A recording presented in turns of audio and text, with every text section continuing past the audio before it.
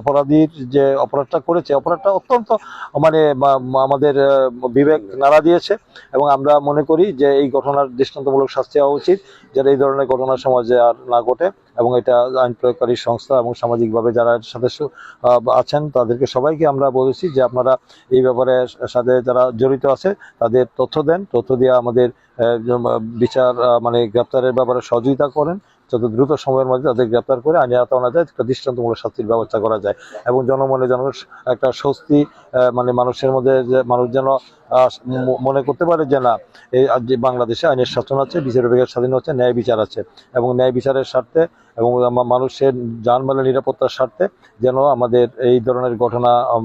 In ফিউচারে আর আমাদের কোনো কোথাও না ঘটে। এই প্রশাসনিক যে তাদেরকে যেভাবে নির্দেশ দিয়েছি তারা ইতোমধ্যে কিছু পদক্ষেপ নিয়েছেন এবং বাকি যে আসামিগুলি রয়েছে তাদেরকে ধরার জন্য তারা এখন তৎপরতা চালাচ্ছেন। আমি আশা করব যে খুব দ্রুত সময়ের মধ্যে তাদেরকে গ্রেপ্তার করে তাদেরকে প্রচলিত আইন অনুযায়ী দৃষ্টান্তমূলক শাস্তির ব্যবস্থা করা হবে, তাদের আইনে আওতায় আনা হবে এবং তাদেরকে কেউ যেন মানে তাদের পক্ষে যেন কেউ কোনো রকম মানে সহযোগিতা করা আর না করে, এই জন্য আমি সবাইকে ন্যূনতম কোনো সহানুভূতি না দেখে এবং তাদের পক্ষে যেন কেউ না দাঁড়ায়। ইভেন আমি যারা আইনজীবী রয়েছেন আইনজীবীরা বলেছি, আমাদের আইনজীবী সমিতির সভাপতি এবং আমাদের যে পিপি রয়েছেন তাদেরকে নির্দেশ দিয়েছি যে এই নৃশংস নিষ্ঠুর এই হত্যাকাণ্ড এবং এই রেপের সাথে যারা জড়িত তারা যাদেরকে আইনের আওতায় নেওয়া হয়েছে তাদেরকে যেন মানে কোনো আইনি সহায়তা দেওয়া না হয়। বলছি যে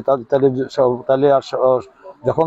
মানে ওরা বুঝতে পারবে যে অপরাধীরা যে তাদেরকে আইনি সহায়তা পাওয়া যাচ্ছে না, তাহলে অপরাধও কমে যাবে সমাজে। তাহলে এইসব বিষয়ে আমার মনে হয় যে আমাদের সবাই সচেতন হতে হবে এবং সমাজ থেকে এই ধরনের ঘটনা আমার চিরতরে আমার মূল উৎপাদন হতে পারে। এই জন্য আমাদেরকে এগিয়ে আসতে হবে, সবাইকে সচেতন হতে হবে।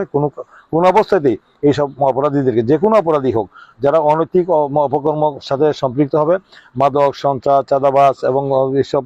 অনৈতিক কর্মকাণ্ডে সম্পৃক্ত হবে, অবশ্যই তাদেরকে মানে আইনের আওতায় আনতে। কে কোন দল করে, কে কোন দলের কোন মতের কোন দলের সেটা দেখার বিষয় না, তাদের কোনো দল নেই, তার অপরাধী হিসেবে চিহ্নিত।